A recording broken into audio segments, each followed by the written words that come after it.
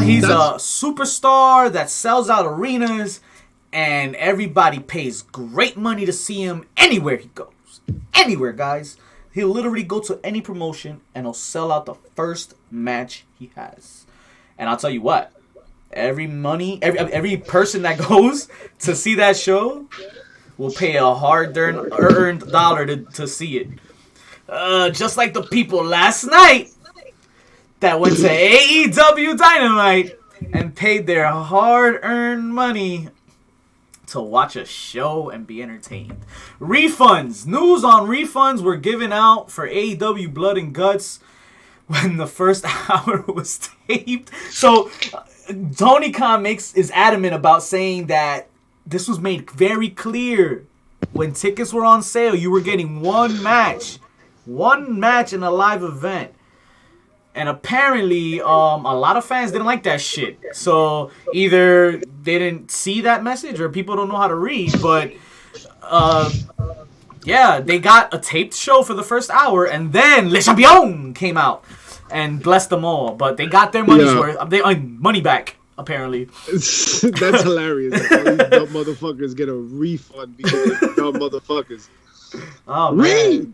That was on the ticket. If that was on the ticket, Así viene el sándwich, man. Así viene el sándwich. Yo, that is the best example of así viene el sándwich. Así, like it's stated, el sándwich, the show. Así viene el sándwich, my man. That's it. That's how it comes. It was one match. Yo. That's why we were confused last week. We were like, yo. Yeah, we announced it too. Yep. One match live. We knew last week. So if you were going to the show and you did not know that, you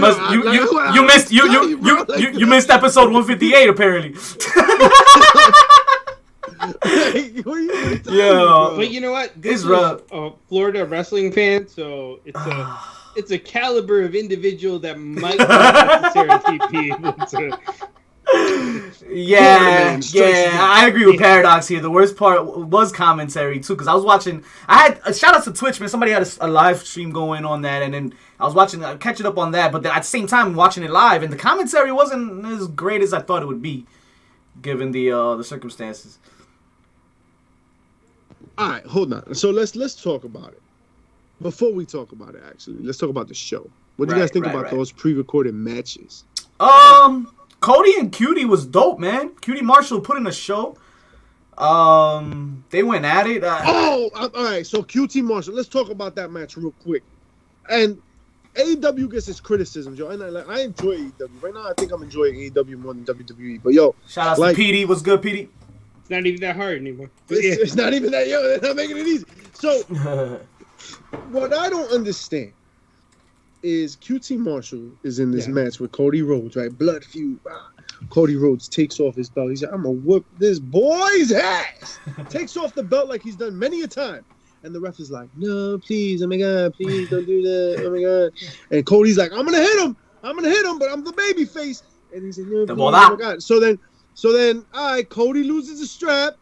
Bam. QT Marshall has his own strap, starts whooping Cody's ass, and the ref's just like, oh my God, I guess what happened. I mean, if Cody was not going to get DQ'd for using the strap, there was no need to intervene in the strap usage. If there is a DQ associated, then what the fuck did you let Marshall go on for? Get the strap usage for. So, ¿Cómo viene el sándwich, man? How was this supposed to happen? ¿Cómo viene el sándwich, man? ¿Cómo que viene el sándwich? The sándwich. Yo, you can't have it both ways. You can't be like, yo, babyface, you can't use it, but the heel can. I mean, I like those rules, but I don't think that shit makes much sense now, does it? Unless, are they going to come out and say that the ref was in the heel's pocket? I don't think he was even wearing pants, bro. Listen, we're not talking about the fact that QT can't afford to have anyone in this. Who's that NBA ref that's now a ref for MLW? And for MLW, that's what I was thinking about too. The one that got bought off? Yeah. Vic. I have no idea, bro. Donahue? That shit is scripted, man. I don't watch that shit. Oh man, that's what's happening, man. Get the fuck out of here. All right, so there's that. So what else? What were the other matches? Remind me. Yeah, Jim Cornette do be having anger issues, man. We had that squash match with Julia Hart, who is not a member of the Hart family, and our hardcore icon, Doc Britt Baker. Oh, woo. She's coming. She's coming, guys. Dr. Death. Okay, that was all right. 30 seconds of what the fuck. They had a couple of announcements that were big announcements too. Was that big? Was it big to you? You got Miro and Darby. Right. We'll get to that. Okay. Well, no, fuck it. We'll talk about that. So next week, Miro and Darby. No. We talked about it. It was short. So Miro comes out and Miro probably cuts the best promo he's cut. Yes, I like that. Yeah, I agree. He has gotten better. No. I wholeheartedly agree. Oh, okay. Yo, he's gotten a lot better since he got here. All right, no doubt. But when you're like in the middle of watching, right, and Miro's cutting this intense ass promo, looking at the camera, spitting his shit, he's flexing, and then you look like a foot to your side, and you see Tony Schiavone mouthing every word of the promo. You're not lying, though. I caught that. Every word that came out of Miro's mouth also came out of Tony Schiavone. I was like, why is he talking so much too? Tony, yes, that is all. Like, why the fuck is he talking? So I was laughing at this part because what it reminded me of was when we were really little, and we would be in church for like Sunday school. Like, they would tell one of the children, you have to pray. When you were a little bad guy, right? When you're a little bad guy. Right. But, a little kid doesn't know what the hell to say. So his parents are, like, right there. And they're just whispering to him out loud so that everyone can hear him. So you hear the prayer twice. And that's exactly what was going on. Tony's like, all right, here, I'm going to run you through this. Oh, my God. Repeat after me, okay? Pumpkin. Everybody go back and watch Miro's promo. Facts. It looks like Tony Schiavone has his hand up Miro's ass, and he is the shittiest ventriloquist. He's just like, oh, shit. I swear to God, bro. So, other than that, that was just something I couldn't stop staring at when I noticed. So it kind of threw me off. But the beginning of the promo, when I didn't realize, because then I went back and I noticed it was from the get. But anyway, Miro, that was Miro's best promo. Agreed. And I think he's gonna get better. I think he wins the title. I think he wins the title from Darby. You think so? Yeah, I think so. If it's a pay-per-view, is it a pay-per-view? Or no, it's next week. Never mind, it's not a pay-per-view. I mean, I could be wrong, but I'm saying, like, I feel like they should make that a big thing. You have, like, a DQ finish that leads to a title match. Like, maybe. Yeah. I feel like it should be a big thing. He wins a title, his first title. He could injure him and then put him in the accolade and keep him in it until he gets DQ'd or some shit, you know? I dig that. Darby was thrown down the stairs by yes, he was. By Sky and Ego. Yeah. So, Darby, I love him, man, but, like, he's not going to have a very long career, bro. Come on, man. He's boys with Steve-O, bro. You got that brotherhood. He's Jeff Hardying this stuff before he's even made it. Great point. Paradox Experience. They got to stop giving these matches for free. I disagree. No? I disagree. Oh, no. They use these big matches to build this shit. Like, yes. But this is a new company. You got to give away a lot of shit for free. Last night shouldn't have been for free. All right. Well, we're going to get to that in a little bit. But, I think we're there. Another hype show. Okay. Talk to me. Can we talk about the belt collector, everyone's chosen savior, coming out to hit the most garbage ass promo I have seen the whole night. His was the guy who's supposed to lead the company, and I was just like, okay. You guys were not gonna skip through this. No. Yes, it fucking sucked. Cringe. Oh my god. Cringe. We got work to do. I was mad uncomfortable watching Kenny Omega. We got work to do, Kenny. Yo, Damn, we got work to I was do. just like, damn. And then Bubba Ray also made a good point on Twitter. Oh, talk to him. Talk to him. Where was that Impact title? Kenny Nakazawa. It was on Michael Nakazawa, who had just no-sold an ass whooping that he had in the pre-recorded section of the evening. Right? No-sold any of it. Like, he got whooped. Because Moxley and oh, that match was dope. Eddie Kingston. Oh, how do we skip that shit? Yeah, well, You whatever, mean with those 'cause awesome knees? those Phantom Moxley knees. It took me back to New Japan with that shit. Yo, listen, Kenny Omega's a fantastic wrestler. You cannot take that away from him. He's really good, yo. He's really good. But everything else is so cringy to me, man. Like, I really... Oh my god. And I can appreciate that his performance is so good that people are willing to overlook it. But what I can't stand is when people try to defend it. They're like, no, it's because he has a subtle character. I'm like, no, it's not a subtle character. What? Right? No. So, what it is that, like, there's an alternate reality of people, right? That, like, they look at something and they see the complete opposite of you, right? Like, I think bizarro world exists, right? Especially if you look at our political climate and you look at everything going on. You look at... Así no viene sandwich. There are two people that watch a Yankee-Boston game, and the Yankee fan looks at it one way, and the Boston fan looks at it another way. And the right Boston way. fan is wrong. So... You're right. Unless you're Altuve, and then you're just a cheater. Right? And then we just agree. Yankees and Red Sox come together. Cheaters, yeah, that's it. That's our harmony. Did you see that he was playing? Yo, it's his birthday. And they were like, "Fuck your birthday." Who let the wrestling fans into Yankee Stadium, yo? Who let y'all in there, man? Yeah, it's like y'all came straight from Hammerstein, straight into Yankee Stadium. What the fuck is wrong with y'all? What the fuck is wrong with y'all? Good shit. You're a cheater. It was awesome. So, all of that to say that there are a group of people who look at this Omega character and they're like, yo, this is my shit. I really like that. And I don't know who you are or why you exist. Because you might also be the other spectrum of the people that don't like caca sandwiches. You know what I'm saying? Because, yo, Omega is just not it. He does not connect with me on anything. Like, that promo should have sold me the world. And I just felt like he's world champion, Paquet. Like, he just, out of the ring, he just doesn't look the part that he thinks he does for me. You know what it is? And here's a little homework Old School's giving you guys out there. Right? Nah, get him out. Man, Please go watch Jeff Farmer cut a promo. Jeff Farmer. Jumpin' Jeff Farmer. Okay. It's considered one of the worst promos in wrestling history. Yo, homework. That was where Omega was kind of at. Like, it was the same type of acting job. Right. Pac and who? Pac and who? The world's greatest wrestler and I don't know. Come on, man. Get out of here with that shit. He's doing big things. He needs to be performing at 100. He needs to be perfect if he's gonna be doing this.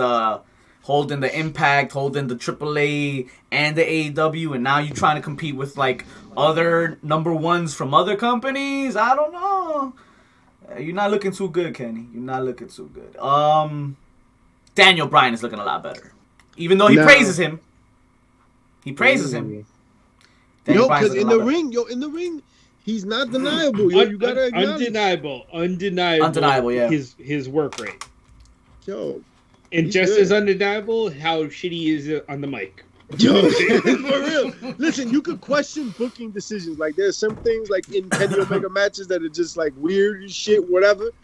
Him wrestling fucking sex dolls and shit, whatever. I also saw a social distance match between Jimmy Lloyd and Jordan Oliver, if I'm not mistaken. Or no, Joey Janela. So, in the beginning of the pandemic, you don't remember they had a social distance match and they did all the moves 3 feet apart from each other? Did they? Oh, God. Yeah.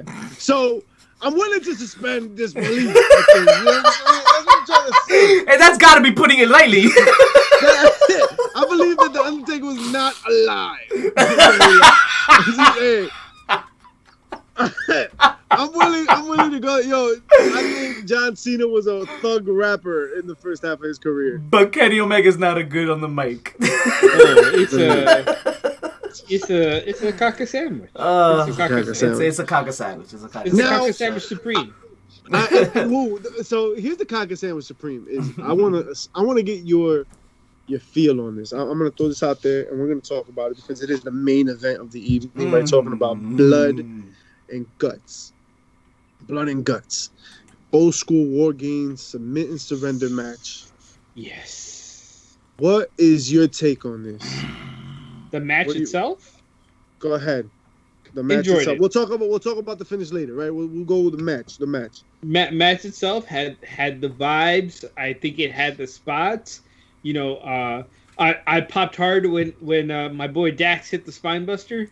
Oof. I thought of you when I saw it. Well, you could have seen me on our timeline. I was like, yes. Damn, Joe took over. Fuck. He was live on Twitter. Yeah, like, I was quiet for like an hour and a half. All of a sudden, I'm popping up on screen. I felt like it had that old school War Games vibe to it. Do we fast forward to what happens, or you guys have comments? I'm good. I mean, I want to point out what's it called? The Mexican Did they say something racist, bro? Nah, it's the reverse soup. Oh shit. It was off the middle rope with Sean Spears and Sammy Guevara. The Spanish fly, bro. The Spanish fly. He did the Spanish fly off the mid rope. That shit was amazing. Sean Spears was amazing here, guys. Amazing. The share word comes in. He reminded us why we wanted him there. Yeah. I saw some amazing moves. I saw this dude. Which one's the other one from Dax? What's his name nowadays? Cash. That's his name. Yeah, that one. He grabbed Sean Spears and some weird shit. And the way he fucking dumped him back into the cage was amazing. Oh, God, man. Jake Hager. Nah, my favorite in the match, my two favorites were PMP. Okay. PMP, and my honorary mention is Sammy Guevara. Okay. And yo, Sammy Guevara, did you see him on social? Yes, bro. Stitches. He was all bruised up. Give that man a title right now for that. I don't care what it is. He took a licking and kept on ticking. Like, he was out there. He was fun part of the match. He busted his ass once. He was trying to walk on the ropes from one ring to another. Whatever. But like, he was doing a tough spot anyway. I don't hold that against him. It's a sloppy match. Facts. That's what I want to see when I watch a War Game style match. Like, it's not going to be perfectly executed backflips. It's going to be ugly. Facts. It's going to be ugly. Paradox. Nah, this felt like old school WCW vibe and violence when you felt they wanted to kill each other. Dudes wasn't playing. We got a fork. Yo, the fork, bro. Took it back to Puerto Rico, bro. Oh my God, I loved it. That's the other part that presidents. If you follow them, right, you know that they do the dead presidents paint when they come out for war, and they came out for war and blood. I love Ortiz almost coming out, Brooklyn just throwing chairs. I love Santana coming out with the fork, baby. Like, you could tell, like, they live their fucking brand. Like, that shit is on brand for them. Can I just say my favorite part, the greatest entrance of the year so far? Like, I couldn't have been. I felt it was WrestleMania before the match started when the crowd was there, lighting up the masses with Judas. I saw a sign that said, "All I want for my birthday is to sing Judas." That shit was amazing, bro. It got me so hyped for this fucking thing from the beginning. The match started really good. I think Sammy Guevara starting was a great idea. I thought Dax did a tremendous job, right? Like, we're not talking about the pinnacle. I mean, you talked about Sean Spears, but like Dax and Cash were amazing as well. One guy you guys haven't mentioned yet. Sammy is like they used to say with Drew McIntyre when he first came in and he was called the Chosen One, like his biggest problem was he looks like a fucking kid, right? Yeah. Sammy kind of falls into the same thing, right? Jericho called him. He's like, this guy reminds me of a young Eddie Guerrero. But he looks like he's 12. It's true. But what you see inside Blood and Guts is you see like the man, the boy becoming the man, right? So it's like you see the veteran stripes. You're starting to see the scars come up on here. Yeah, right? yeah. So I love it because it's like this is when you start to get attached to him, and then like when he does make the rise up, it's like it wasn't all of a sudden because he was like prophesized. It's like no, you saw him get his veteran stripes. Right. One guy you guys haven't mentioned. Go ahead, Mischief. Go ahead. Even when you look at, just to piggyback what Joe said, even when you look at like when he's kind of split from Inner Circle, like you could tell he's his own man. He could hold his own. He could have his own opinion. He's not going to be anybody's bitch. Nah. So it gives him credibility even for when he does, grow a mustache or whatever that's like. Facts. Puts on a couple of pounds or something. Yeah. Did y'all notice? He's getting jacked, yo. Yo. Picture on social, yo. He was. Nah, he's not jacked. He's not jacked. Come on, he's not new Jack, but he's not Champa jacked. Diablo. But anyways, y'all didn't mention MJF. I know. So because I think MJF is heavily trash. tied. I mean, my bad. MJF is heavily tied to the finish of this match. Oh god. And I have conflicting ideals about this. So let's talk. We're gonna do it. Let's talk. Chat. We're doing it, chat. So we're gonna talk about it. In case y'all wasn't ready. Finish. All right, let's talk about the finish to this blood and guts. Daddy Ciampa. Ciampa got huge too, but that's a whole nother story. JJ, put it in your pants. Where your pants? Where your pants at? First thing that made me hate Blood and Guts, all right, because Blood and Guts had a lot of pros and cons, but let's be honest. Word. All right, it was an amazing show. It was a really good match. I love how messy it was. All right, but there were moments of just dramatic productional error. There's one moment where fucking Jericho takes out his blade, right? He's fucking holding that You're shit. fucking the notorious. Captures it. It zooms in on the blade. There's Nah. You're notorious. You're notorious. I don't blame the camera for that. You notice every blade cut and release in every match that there's been. Nah, man. Nah. You Mischief notices. But he was egregious about that. She's like, all right, here I go. Camera, that's a camera. She opened the packet. Opened the packet and she gave the receipt. But the negative way, I didn't. Come on, man. That was awful. Oh, and really the worst part of this whole match, and we're gonna talk about the finish, but the worst part of this whole match was the commercials and the timing of them. So this is my pet peeve. Go ahead, right? And you guys are saying AEW is trying to build a brand, so this is why they're bringing out these heavy hitter matches for us to watch right now. That's all well and good. Here's my thing: you're supposed to learn from the past, right? If you've seen errors that have come up in the past, and I feel like there's too many.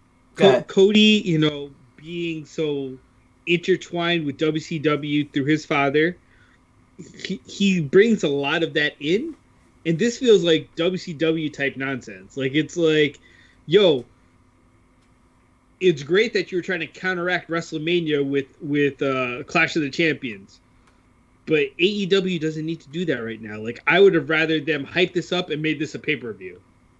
And that way we don't have to see freaking picture-in-picture on a match of this caliber. Yo, pay-per-view match at that. Okay, so I would pay good money for this. Y'all would pay good money, right? I get that, and to Paradox's point, that they have a conversation, right? And then you see the conversation, then he shoves him. The problem isn't really the conversation for me, more as the fact that we saw it. That camera wasn't supposed to catch that shit. And to be honest, if you ask me, that wasn't supposed to be a shove. That may be a super kick or a fucking Judas effect. I don't know. Something else other than a shove. Because that shit was not longer than a fucking a top rope from the outside. That shit was not high. That shit was not a fucking concrete. So, Jericho could have taken that bump from higher. Or he could have gotten hit. But that's neither here nor there. That's just me being spoiled. And yeah, I'm doing the most. But the camera should have still had not shown you all that extra shit. A lot of bad angles, man. You brought up the shit with the blade and shit. It really wasn't more the conversation. It was more the fact that we saw it, I think. We saw the conversation. right? And if you notice, there was a lot of things that the camera just kept catching, right? Jericho has MJF in the fucking lion tamer or whatever, right? The walls. And then Jericho kind of sits up. And then Jericho taps MJF's leg so MJF can hit him with the low blow. Right? Like, there's just, like, little things that, like, yo, the camera needs to know these things are coming. Right. Be locked on at a certain angle. Like, yo, you know what I mean? Just little shit like that. So now let's get to the shove. Let's get to that conversation. Ooh. Talk to. I kind of do like the submission, the surrender. All right. The finish? How they won? Yeah. The actual I liked finish, it. I had no problem with that. I would have liked to see more urgency. Like, just throwing Jericho off didn't feel like it was urgent enough. At least the way Jericho and MJF did it, it didn't feel like it was dangerous. You know what I'm saying? Like, it just didn't feel like, all right, we surrender. Like, that should have been a more dramatic moment. So it's hard because what are they doing? They're recreating something we've seen plenty of times. So it's hard. Like, I don't think they could have pulled that off. Getting any in '97, right? Go ahead. What happened then? You had the NWO versus the Four Horsemen. This is when Kurt Hennig has taken over Double A spot. At the end of the match, Hennig turns. He helps cuff Benoit and Mongo, and then they jump Flair. They bust open the door, and now they're threatening Benoit and Mongo with crushing Rick's head in with the door. Right? That's vicious. And that's vicious. You see like the fear on their face, and they're fighting because they're cuffed away from Flair, and so like there's this drama that's built up. I think that was kind of missing from this, right? Like you wanted there to be peril and urgency. I didn't see an advantage for Pinnacle at all in this. Maybe for a few minutes, but then of course, picture in picture covered most of the fucking the time that they had the advantage. Yeah, every time Pinnacle had the advantage, it was commercial break, right? We didn't really get to see a lot of Wardlow, right? There was a moment there that Wardlow had that we didn't get to see, and most importantly, in my opinion, I didn't really get to see where MJF got to the top. Right. That was a picture. That was all commercial. That was all commercial. All commercial. That was the longest commercial. Yeah. Because by the time I caught like what was happening, I was like, "Yo, wait, hold on! Like, why is he like going? Like, what is he doing?" I didn't see his whole thing. Like, and that for me, story, that shit hurt me in terms of like following the story. Right? Like, I was just like, "Damn." Right. Then they get up there, they do the thing up there, which wasn't all that impressive, like the match that they had up there. and then the conversation and the shove. I thought somebody was going through. I saw the different style of fence that was on the top on the roof. That was cool. Like, I thought that was all cool. Everything was dope. That shit looked like the dopest play set ever. I can't wait for the toy set to come out. Shout outs to the wrestling figures. This is gonna be lit. When Warlord was in his white gear, I was like, this guy's gonna get doused in blood. Yo, and it did not happen. Dax was drenched from opening bell. Yo, I thought Jake Hager had started the match busted open on the sides, but he had IC. I was trying to figure that out. Yeah. It was inner circle. Right? He had got like a design IC on the side of both of his heads. I mean, whatever. It's Jake Hager. Yeah, I was like, he had a dope night. Amazing performance. I figured it was like, are they just trying to make it that easy that like just pop it and then all of a sudden he's gushing? all of this time, bro. We still have not talked about Jericho Landing. So the team submits. And they're like, yeah, I mean, surrenders. You know, Guevara is like, again, they're trying to, I think, posture him as like the next man, right? Like, he's a man. He makes decisions first, right? He's going to be the one to call surrender, right? This is his family, right? So they really write a nice, beautiful story about how Inner Circle is family. And then they kind of just stand there while MJF threatens to throw him off. Yeah. And then MJF throws him off. And they're all like, damn, bro, why'd you do that? Jericho, you alright, yo? Like, yo. Oh, nah. I think Santana put the X. I think he put the X. Santana was like, yo, I think he dead, B. You're like, come on, like, yo, I just fucking, come on, like, yo, they had a war, and this motherfucker violated the only rules of this war. Like, that shit, you go kick his ass. Like, I expected those motherfuckers to climb up the side of the cage, and MJF have to hightail, right? Yeah, they had to like get chased out or some shit, right? But Jericho was just there in his pile of graham crackers and marshmallows, just waiting for chocolate to make a s'more. So that was obviously our chair shot of the week. Headlining the HPC of the week. Can we put some clarifiers on this, right? It's not that we wanted to see Jericho plummet to his death or to die. Was it? Like, I wanted real concrete. Damn it!